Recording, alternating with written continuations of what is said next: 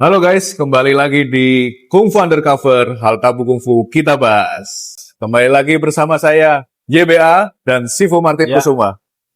Oke, kita masih berada di K-Mall, ya, museum dan galeri Ip Man yang masih ada sampai tanggal 22 Februari ini. Ya, bagi kalian nih yang sekeluarga mungkin habis acara Imlek, ada waktu luang atau sebelum Imleknya, bisa mampir ke sini untuk ngeliat-liat mungkin sejarah Ip Man yang asli sesuai literaturnya dan yang mungkin sudah disampaikan sama Sifu Martin, ada semua di sini. Silakan datang ya guys ya. Nah Sifu, kemarin kan kita sudah bahas murid-murid Ip Man tuh, terutama murid-murid yang bandel nih. Tapi ini ada biasa lah komenan-komenan dari teman-teman di medsos nih. Sebenarnya yang bikin terkenal Ip Man tuh bukan murid-muridnya, tapi Bruce Lee karena dia aktor. Itu gimana menurut sih? Jadi gini loh, banyak orang yang bikin Wing Chun itu terkenal tergantung masanya. Jadi gini, waktu masa di awal kan yang bikin terkenal murid-murid Ip Man ada 3 tuh yang Yeah. disebut waktu itu ya. Ya, Ada Lok Yu, Ip Bo Ching, sama Wang Senglung. ya, Nah, waktu itu di Hong Kong khusus kan memang orang nggak tahu Wing Chun kan, cuma tahu di Hong Kong kan. betul. Karena zaman itu di Hong Kong itu banyak triad, orang suka berantem, ya kan? Termasuk polisi juga belajar, Ya, ya kan? Kita kan tahu kalau Ip Man tuh ngajar di polisi kan. ya. Nah, Wing Chun di kala itu di Hong Kong tuh sudah terkenal. Dan yang disebabkan oleh 3 murid tadi yang Oke. membawa Ip Man, Wing Chun, Ip Man dan Wing Chun jadi terkenal. Betul. Ya bukan Wing Chun doang, Ip Man ya jadinya. Nah, selain Ip Man sendiri juga suka ditantang, dia juga gitulah. Betul. Nah, yang berikutnya itu masa Bruce Lee. Masa Bruce Lee itu setelah itu kan, Bruce Lee bisa belajar Wing Chun juga karena 3 orang tadi kan, murid Ip Ya, Man tadi kan. Ya kan, bikin Ip Man terkenal dan Bruce Lee dititipkan orang tuanya kan. Mau belajar. Karena gitu. orang bosan juga kan untuk belajar Wing Chun kan. Nah, sebenarnya bukan Bruce Lee aja sih pada waktu itu ya. Oh, banyak ya. Ya, banyak sekali aktor lain juga ikut belajar sebenarnya, ya kan? Ya, ya. Nah, termasuk kalau aktor kita lihat ya, setelah Bruce Lee terkenal, karena Wing Chun kan terkenal, ya kan? Nah, Jackie Chan kan juga belajar Oh iya. Wing Chun kan? Jackie Chan kan stuntman-nya ya. Ya, stuntman-nya dia. Dan lihat ya, waktu di film-film Jackie Chan ya, lihat gak? Ada manusia kayung besi. Ya. Dia memang sudah belajar Wing Chun. Jadi bukan cuman Jackie Chan, aktor lain juga masih banyak yang belajar Wing Chun sebenarnya pada masa itu ya. Nah, setelah Bruce Lee, nah baru tahun 2000-an ke sini itu karena film Ip Man Donnie Yen. Oh, Ya, 2008 waktu itu. ya, pertama Itu kali. booming lagi, ngerti nggak? Jadi setiap masa tuh beda, ya. Kalau yang khusus Wing Chun dan Ip Man itu ada 3 masa. Mulai dari muridnya yang benar-benar real berantem di Hong Ya, Kong, di jalan. terus Bruce Lee, dan terakhir Donnie Yen. Itu aja sebenarnya. Nah, Sifu, tadi kan sudah membahas dari zaman-zamannya atau masa-masanya ya. Tapi mungkin boleh diceritakan secara spesifik Bruce Lee itu belajarnya dan secara real ya, Sifu ya. Seperti kita Ya, di bahas museum lah ya. museum ini. Cerita aslinya ya.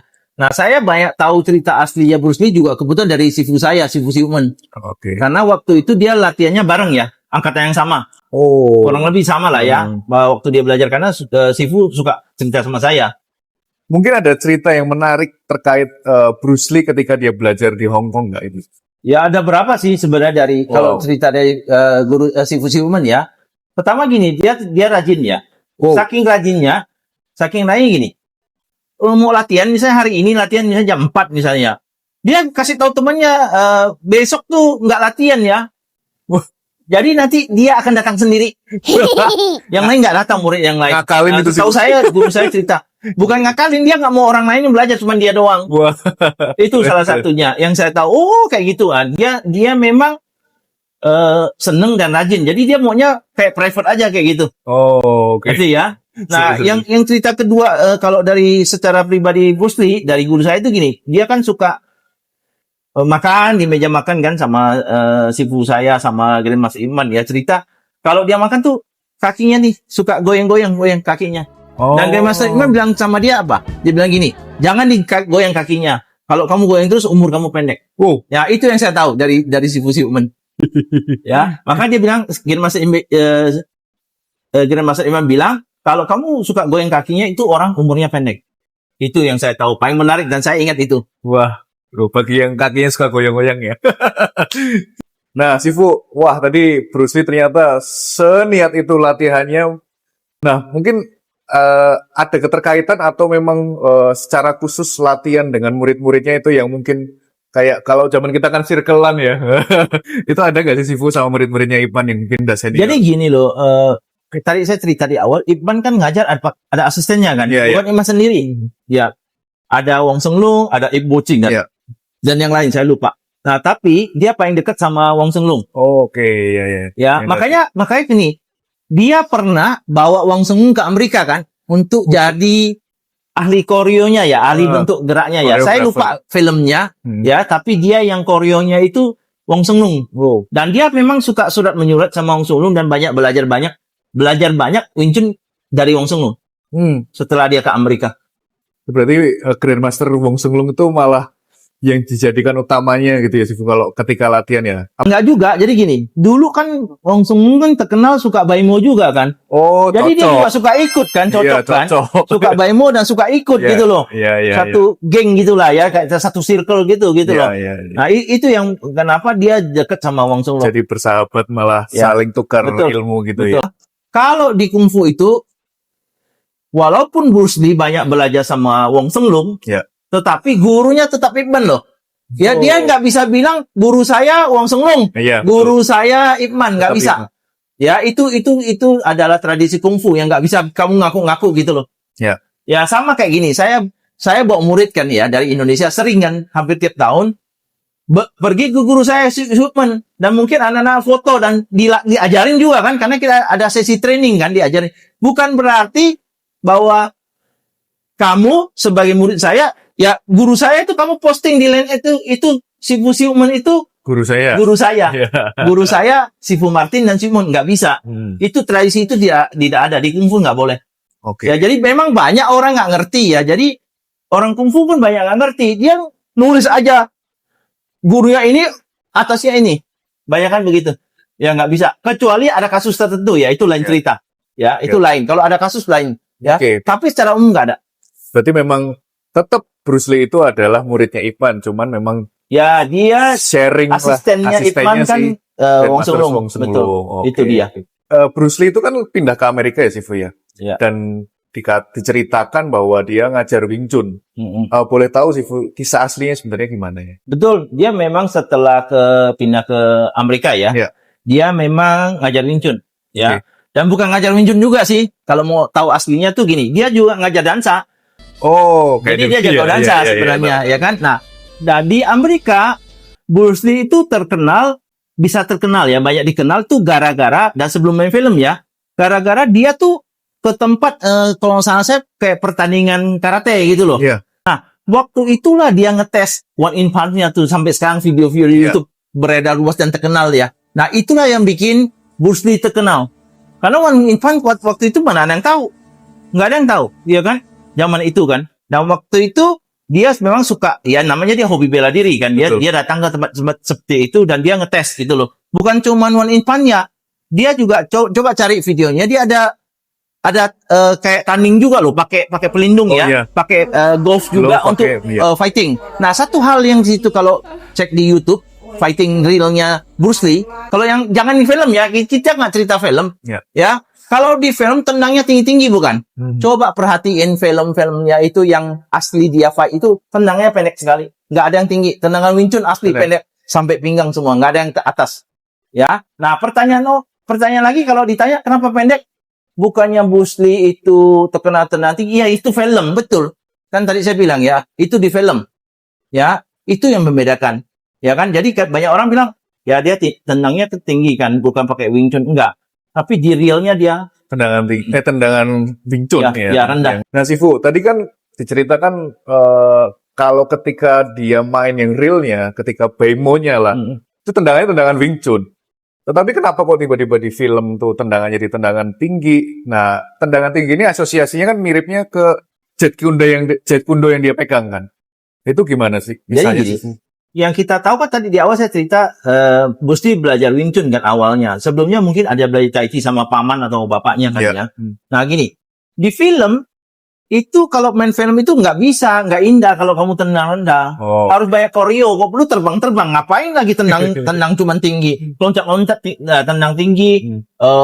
Bisa loncat bumbungan lah, macam-macam. Ya itu koreo ya. Ya. Tapi gini, Bruce Lee sendiri karena dia hobi bela diri, dia bukan cuma belajar Wing Chun. Memang dia lebih ke Wing Chun, tapi dia juga belajar. Setahu saya dia belajar taekwondo. Oh. Belajar gaya tinju, lihat nggak dia gaya tinju dia. Nah, karena dulu Wang Senglong tuh setahu saya yang suka ngajar dia itu belajar tinju awalnya, petinju sebelum belajar Wing Chun. Makanya ada gaya-gaya tinju yang mereka adopsi kan. Itu wajar karena dia hobi ya. Nah, makanya terciptalah yang tadi kamu cerita itu Jeet Kune Do. Nah, itu juga ada ceritanya sebenarnya. Dari Jeet Kune Do itu basicnya tuh gini. Itu bela diri campuran atau kalau sekarang itu sebelum ada UFC, MMA sekarang lah ya. Itu kayak kickboxing, kaki, tangan semua main. Cuman satu yang nggak ada main di bawah. Ground aja, grounding fight nggak ada. Nah, Jeet Kune Do coba perhatiin. Itu base-nya semua Wing Chun. Ya. Kalau nggak percaya gampang, ya. Gampang. Kan di YouTube ada kan, internet kan, buka aja, googling aja. Waktu Bruce Lee ngajar muridnya Jeet Kune Do, ya. Dia sering cisau tuh. Ada gambar foto cisau sama orang bule, si pebasket segala macam. Sama siapa lagi tuh yang terkenal orang Filipina tuh, sama orang Jepang. Rata-rata foto mereka ada cisaunya. Memang videonya jarang. Ya, kalau Jeet Kune Do nggak ada cisaunya, berarti bukan Jeet Kune Do, karena base-nya itu. Kenapa nggak ada? Karena gini, Wing Chun itu kan cisau itu main rasa kan, sensitif dan ngelatih refleks itu sebenarnya tujuannya. Nah, sekarang kamu cari bela diri lain yang ngelatih sensitif dan refleks susah sekali. Ngerti ya? Itu faktor utamanya. Nah itu, jadi Kundo itu artinya intercept. Jeet Kune Do itu salah satu filosofi yang ada di Wing Chun. Ya, intercept. Nah pertanyaan balik lagi, kenapa pakai nama Jeet Kune Do? Ya karena gini, ada cerita lagi. Waktu si Bruce Lee terkenal, ya, jadi aktor film terkenal kan. Dia kan main film kan di Hong Kong kan. Dia suka ketemu Ip Man kan, Grandmaster Ip Man ya. Dia pernah ajak Grandmaster Ip Man untuk buka Wing Chun di seluruh dunia. Terutama di Amerika, ya, Nah, apa yang dia mau kasih ke Grandmaster Ip Man waktu itu? Yang saya tahu ya dari guru saya, dia mau kasih dia apartemen mewah satu. Wow. Mahal waktu itu ya. Apa jawabannya Grandmaster Ip Man? Ya dia bilang gini, dia nggak mau. Dan nggak boleh buka Wing Chun pakai nama Wing Chun si Bruce Lee-nya. Makanya Bruce Lee nggak pakai nama Wing Chun kan. Akhirnya dia bikinlah pakai filosofinya Wing Chun pakai nama Jeet Kune Do itu, bukan nama Wing Chun. Karena si Ip Man nggak kasih izin. Grandmaster Ip Man nggak. Oke sih, soalnya kan memang kalau dilihat tuh kan karakteristiknya Jeet Kune Do tuh memang ada Wing Chun ya. Tapi kan kuda-kudanya juga kadang sering lompat-lompat gitu ya. Betul. Makanya dicampur-campur itu. Karena dia main anggar juga. Tadi kan saya bilang dia tuh penghobi bela diri, orang gila bela diri. Latihan anggar, taekwondo, apa aja lah kamu bilang aja bela diri. Yang waktu itu ada mungkin ditelan semua sama dia. Betul. Ya, dia tuh kayak profesor aja gitu loh. Beda ya. Dia nyiptain Jeet Kune Do itu kalau kita sebut sekarang tuh kickboxing sebenarnya. Sama persis kok sebenarnya sama kickboxing. Ya. Mungkin orang belum tahu. Orang tahu kickboxing ya karena Jeet Kune Do tadi kan sebenarnya. Benar. Nah itu. Ibu, kayaknya tuh kalau saya ngecek-ngecek di internet, saya searching tuh ceritanya itu nggak sedalam ini sih. Sifu tahu dari mana sih? Ya, saya kurang tahu ya. Saya nggak pernah nyari. Tapi kan banyak kan saya dengar dari guru saya kan. Dari guru Simon ya. Ya, jadi gini, saya sendiri bisa tahu karena saya kan belajar sama Sifu Ip Ching. Setelah itu almarhum ya, sama Sifu Siumen. Jadi saya gini. Karena saya juga hobi dan saya pengen tahu, setiap saya latihan, saya cuma bukan latihan doang, saya nanya juga. Saya sampai bela-belain, ajak pergi makan restoran, sifu-sifu saya tuh, kita sambil ngobrol, tanya tuh, saya catat semua data-datanya. Jadi saya tahu rahasia cerita di balik Wing Chun tuh gimana sih ceritanya, yang banyak orang nggak tahu rahasia apapun ya, saya simpen gitu loh. Ya. Karena saya hobi, itu aja. Nah, apalagi Bruce Lee ya. Saya kan waktu kecil juga ngefans Bruce Lee. Oh gitu sih. Nah, zaman dulu saya kecil ya, Dulu saya kan hobi bela diri ya. Dulu saya masih kecil awalnya belajar silat. Nah, saya hobi sama Bruce Lee memang karena filmnya waktu itu. Sampai tahu nggak masih kecil, satu geng kita masih kecil-kecil. Itu masih SD, potong kayu ya, bikin double stick. Latihan double stick kayak orang gila. Mungkin sama ya, yang seumuran saya, orang hobi pasti taunya Bruce Lee. Dan teriak-teriak seperti gaya dia. Ya, itu nggak mungkin tidak karena memang ikonnya waktu itu dia. Sebelum film Ip Man sekarang atau Jet Li waktu Hunggar kan, itu beda generasi ya. Nah, zaman itu saya sudah tahu dengar karena kita komunitas, saya orang Tionghoa, saya di Pontianak kan tahu, itu ada yang bilang itu Wing Chun. Nah, tapi belajar gimana? Nggak ada tempat belajarnya. Nggak ada. Nah, makanya sama juga kayak Jeet Kune Do. Kalau menurut saya, Jeet Kune Do itu kan setelah meninggalnya Bruce Lee, boleh dibilang tuh, mungkin Bruce Lee pun ngajar Jeet Kune Do aslinya cuma 1-2 tahun lah, 2 atau 3 tahun mungkin ya. Setelah itu kan cuma muridnya yang ngajar.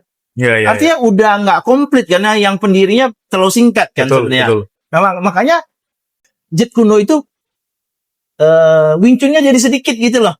Ngerti ya? Harusnya base-nya kan Wing Chun-nya kan. Karena banyak kan udah bukan murid-muridnya tuh bukan dari belajar Wing Chun gitu.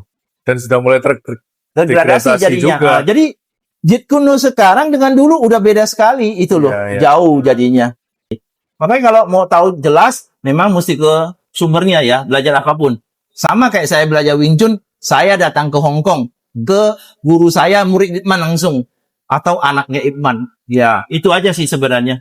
Nah, Sifu, saya penasaran nih ada satu hal yang di belakang saya ini. Nah, mungkin bisa dijelasin Sifu. Ini mungkin waktu pas di mana? Apakah ini foto pas masih remaja? Terus yang di bawah ini dalam lagi ada acara apa ya Sifu ya? Nah, yang di atas tuh setahu saya dia udah terkenal deh. Ya. Oh, yang ini ya? Ya, dia balik ke Hong Kong kan, ambil filmnya di Hong Kong kan ya. Nah, kalau yang di bawah itu waktu tahun 1972 atau berapa saya lupa, waktu masa Iman meninggal. Dia datang Pai ya. Dan saya kasih sedikit rahasia mengenai almarhum Grandmaster Iman ya. Bruce Lee itu salah satu penyumbang terbesar pekpaunya ya bilangnya untuk makam Ip Man. Kalau saya 10.000 US waktu itu. Gede banget itu. Makanya makam Ip Man begitu gede di atas bukit kan sampai hari ini ya. Penyumbang terbesar, mungkin rahasia ini nggak ada yang tahu kan. Ya saya dari guru saya lagi. Dari mana infonya? Ya kan? Ada pertanyaan lagi nih. Bruce Lee itu kan pakainya kan Jeet Kune Do ya, kemana-mana untuk film ya. Tapi kenapa kok malah Wing Chun-nya ikut-ikutan ngetop gitu, Su? Bukan Wing Chun-nya ikut ngetop gitu loh. Jadi yang paling top memang Wing Chun. Kenapa? Nah, pertanyaan gini. Dulu saya masih kecil, saya ini di kampung ya, Pontianak, nggak ngerti apa-apa. Tapi orang bule beda. Saya sering ketemu orang bule di konferensi ya. Konferensi Wing Chun Athletics. Dia tua-tua, saya tanya. Dia bilang saya belajar Wing Chun itu tahun 1972, 70. Saya bingung lah, kok kamu udah belajar ya? Kok tahu yang mana kan bukan zaman Bruce Lee. Dia bilang gini, kita tuh cari, Bruce Lee kan terkenal. Siapa orang yang ngajar dia sukses tuh siapa? Yang orang bule itu cari gurunya. Betul. Gurunya Bruce Lee siapa ya? Ip Man. Ya beda sama kita. Karena orang Asia, kita, orang mungkin pendidikannya kurang, uangnya kurang, ya, nyarinya patokannya film. Gerakan di film kita adaptasi, padahal bukan. Kadang-kadang, cuman bikinan, ya. Itu sejarahnya juga belum tentu sama, ya. Orang bule tuh tanya, lah Bruce Lee sukses tuh gurunya siapa? Betul. Makanya pada zaman Bruce Lee, ya, bukan Jeet Kune Do yang merajalela kan, Wing Chun merajalela di Eropa, menyebar, ya, yang ngajarin termasuk di Amerika, yang ngajarin murid Ip Man juga. Kalau di Eropa yang pertama setahu saya Leung Ting, ya, Leung Ting yang ngajar ke Eropa, ya. Saya tahu ini kenapa. Saya pernah ikut training camp di Eropa tahun 2012, ya, di Bordeaux. Bukan di kotanya loh. Training camp kalau orang bule kan benar-benar di kebun ya, di kebunnya. Tahu nggak? Di kecamatan kelurahan situ ada kelas Wing Chun, tahu nggak? Saya sampai kaget, tahu nggak? Waktu itu Indonesia 2008 Wing Chun aja masih sedikit di kita kok. Yang ikut niru banyak, tapi yang belajar jarang. Ya, di Eropa tuh sampai pelosok udah ada. Itu bedanya. Nah itu bukan karena Bruce Lee terkenal otomatis Jeet Kune Do yang dipelajari orang. Memang lumayan Betul, terkenal, betul. tapi tetap Wing Chun yang dicari orang karena gurunya siapa? Itu lagi balik lagi. Ya, itu ya Sifu ya. Pantesan kok Bruce Lee itu ngajakin Grandmaster Ip Man ke Amerika ya. Mungkin karena itu juga Ip Man nggak mau nggak mau ngajar di sana Jadi dan gini. nggak boleh Nah, si kenapa Bruce Lee Iman nggak ngajar. mau? Salah satu faktor lagi gini loh. Kalau mau tahu ini rahasia lagi ya. Kalau mau tahu, Grandmaster Iman itu kan dari Fosan karena revolusi budaya, perang sipil ya antara Ya. komunis nasionalis kan. Dia lari yang kita cerita sebelumnya, video sebelumnya. Jadi sampai ke Hong Kong, dia tuh tidak punya murid orang asing. Mungkin trauma kita nggak tahu atau karena ideologi, dia nggak pernah murid ngajar bule. Nggak ada tuh, coba cari orang bule ada nggak ngajar. Kan Bruce Lee Ya. terkenal nih ya. Orang nyari Ip Man, ada nggak Grandmaster Ip Man ngajar murid bule, walaupun bayar berapa dia nggak mau. Ah, Termasuk murid orang China. Hah? Dari China, ya kan, yang belajar, dia nggak mau. Termasuk dari Asia, orang Tionghoa lah, kita bilang Indonesia, belajar ke dia, nggak ada. Nggak mungkin dia mau terima, karena memang dia nggak mau. Bukan karena uang juga. Ya buktinya Bruce Lee ngajak dia ngajar ke Amerika segala, dia nggak mau kan? ya betul. Nah itu dia. Wah, ternyata banyak banget ya Sifu ya cerita-ceritanya tentang Bruce Lee dan Ip Man ya. Tapi Sifu ini menurut saya rahasianya sudah banyak yang terungkap dan terlalu silau ya faktanya ya. Mungkin kita sudahi dulu aja Sifu. Mungkin Ya. rahasianya biar tetap di Ya saya aja. tapi kan gini, namanya Kung Fu Undercover kan? Betul. Banyak yang nonton pasti mau tahu Iya. cerita ini. Karena memang nggak pernah ada mungkin di YouTube jarang ada, dan di buku nggak ada. Eksklusif Ya, hanya di sini. makanya Kung Fu Undercover ini kita keluarin fakta gitu loh. Sebenarnya kayak gini loh ceritanya. Ya kan nama orang kita tadi saya sebut tadi masih banyak terpengaruh sama film gitu loh. Sama kayak Ip Man. Contohnya, yang paling nyata di film ya. Dia pindah ke Hong Kong, Macau itu kan karena Jepangnya mana ada. Jepang itu kalah 1945 Ya, ya. Indonesia Merdeka. Ya. Si Grandmaster Ip Man pindah ke Macau 1949, ke Hong Kong 1950. Itu karena 1949 itu komunis menang di Cina daratan. Makanya waktu itu Chiang Kai-shek pun lari. Semua nasionalis lari. Chiang Kai-shek ada yang lari Taiwan, ada Hong Kong, ada Macau. Itu serbannya. Nah, itulah kita kan di Museum Ip Man nih. Ya kita cerita fakta ya sesuai dengan museum, bukan cerita dongeng ya atau cerita di film. Ya makanya kalau mau tahu banyak boleh datang ke pameran ini. Datang ke Museum Ip Man di K-Mall ya. Siap. Oke Sifu, sudah banyak yang diceritakan dan mungkin bisa memberikan sedikit insight untuk teman-teman. Nah, nanti boleh hadir di sini ya untuk lebih detailnya. Kita juga ada foto-fotonya. Sekian dulu episode dari Kung Fu Undercover. Hal tabu itu Kung Fu kita bahas. Dan jangan lupa komen, subscribe, dan like di bawah. Terima kasih Sifu. Ya.